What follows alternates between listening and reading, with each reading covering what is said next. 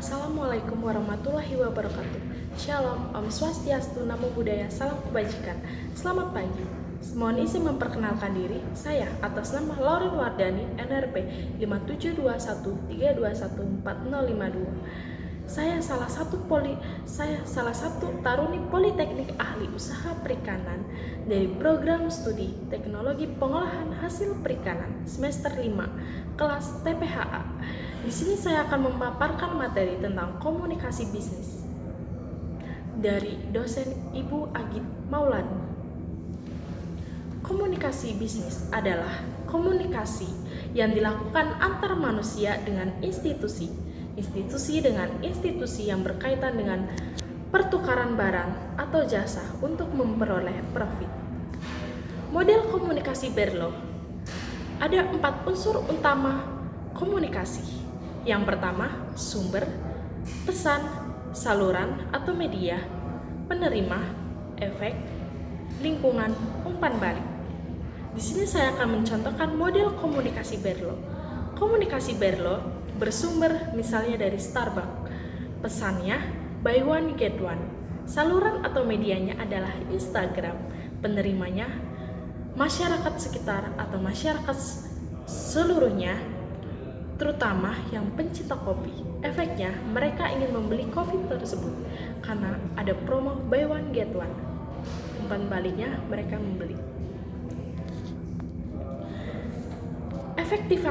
Efektivitas komunikasi.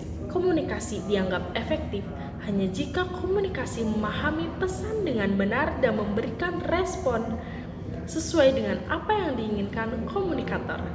Yang kedua, menurut Bervedantin 2007, komunikasi yang efektif akan membantu mengatur arus kerja, memperbaiki hubungan bisnis, meningkatkan cinta profesional, dan memberikan berbagai macam manfaat.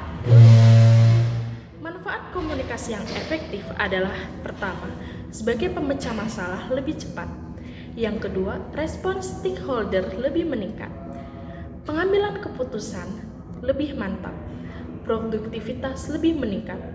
Arus kerja lebih mantap. Hubungan bisnis lebih kuat. Dan terakhir, bahan promosi lebih jelas. Karakteristik komunikatif yang efektif ada 5. Yang pertama, praktis. Memuat informasi yang berguna bagi penerima, yaitu informasi dapat membantu mereka melakukan tindakan yang diinginkan atau untuk memahami keinginan pengirim.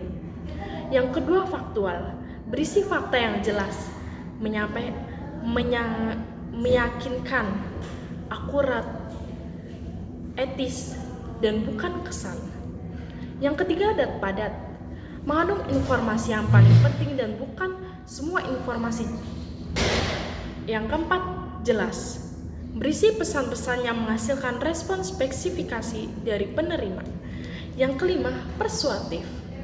Mengungkapkan manfaat bagi penerima yang memberikan respon sesuai dengan cara yang pengirim inginkan. Di sini saya akan menggambarkan proses komunikasi.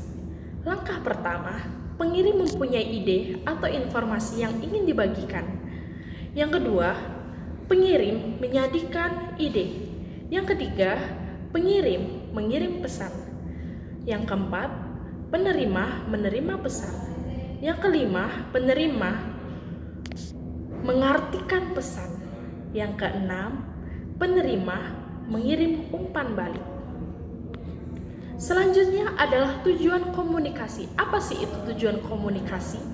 Efek dari proses komunikasi yang dapat seperti yang menjadi tujuan komunikasi dan sebaliknya.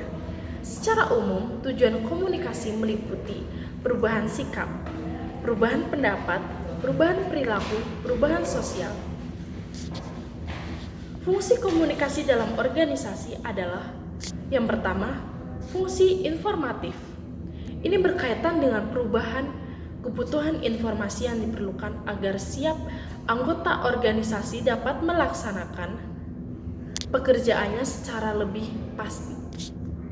Yang kedua ada fungsi regulatif. Apa itu fungsi regulatif? Fungsi regulatif ini berkaitan dengan peraturan-peraturan. Yang ketiga tuh ada fungsi persuasif. Apa itu fungsi persuasif? Fungsi persuasif itu sebuah motivasi untuk ajakan atau motivasi yang untuk mengajak. Yang kelima adalah fungsi integratif. Apa itu fungsi integratif? Fungsi integratif itu berkaitan dengan menyediakan saluran komunikasi. Bentuk dasar komunikasi itu ada dua, komunikasi verbal dan komunikasi non-verbal. Apa sih itu komunikasi verbal dan komunikasi non-verbal? Mari kita simak. Komunikasi verbal itu bentuk komunikasi yang digunakan untuk menyampaikan pesan bisnis kepada pihak lain dengan menggunakan kata atau bahasa baik secara lisan dan tertulis. Contohnya, membuat dan mengirim surat pengantar barang kepada pihak lain. Seorang presenter membawakan acara musik di stasiun televisi. Seorang wartawan menuliskan berita atau opini di surat kabar, atau seorang manajer menelpon bawahannya. Praktik komunikasi verbal itu seperti berbicara, mendengar, terus ada membaca, ada menulis juga. Sebaliknya komunikasi nonverbal. Apa itu komunikasi nonverbal? Komunikasi nonverbal adalah bentuk komunikasi yang penyampaiannya itu tanpa kata, terucap dan tertulis. Komunikasi verbal itu memiliki sifat tidak kurang struktur atau tidak struktur sehingga sulit dipelajari, spontan dan efisien atau reliable. Fungsi komunikasi nonverbal ini ada 5. Yang pertama repetisi, substitusi, kontradiksi, komplement, dan aksensuasi. Kalau repetisi itu yakni meyakinkan apa yang misalnya setelah mengatakan penolakan kita menggelengkan kepala. Terus ada substitusi. Apa itu substitusi? Menggantikan lambang-lambang verbal. Misalnya tanpa sepatah kata kita berkata, kita menunjukkan persetujuan dengan mengangguk-anggukkan kepala. Yang ketiga ada kontradiksi. Apa itu kontradiksi? Kontradiksi itu menolak verbal atau memberi makna yang lain terhadap pesan verbal. Misalnya Anda memuji prestasi teman Anda dengan mencibir bibir secara seraya berkata, hebat ya, kau memang hebat. Begitu. Ada juga yang keempat, komplement. Apa itu komplement sih? Yaitu melengkapi dan memperkaya makna pesan nonverbal. Misalnya air muka Anda menunjukkan tingkat penderitaan yang tidak terungkap dengan kata-kata. Yang kelima adalah aksensuasi. Apa itu? Menegaskan pesan verbal atau menggarisbawahinya. Misalnya Anda mengungkapkan betapa jengkelnya Anda dengan menggebrak meja atau memukul meja. Nah, itulah fungsi-fungsi komunikasi nonverbal. Aneka bentuk komunikasi nonverbal itu apa aja sih? Ada bahasa simbol, sentuhan, bahasa tubuh, ekspresi raut wajah, penggunaan jarak dan waktu. Etika berkomunikasi.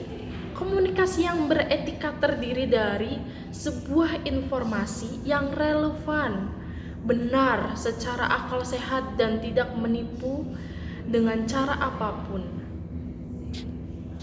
Untuk memastikan komunikasi bisnis yang etis harus melibatkan 3 elemen. Apa aja itu? Yang pertama adalah individu yang beretika. Kepemimpinan perusahaan yang beretika itu yang kedua. Dan yang ketiga adalah kebijakan dan struktur yang tepat untuk mendukung pemilihan, keputusan, dan tindakan etis. Adapun yang terakhir yaitu hambatan komunikasi. Hambatan komunikasi ada juga loh.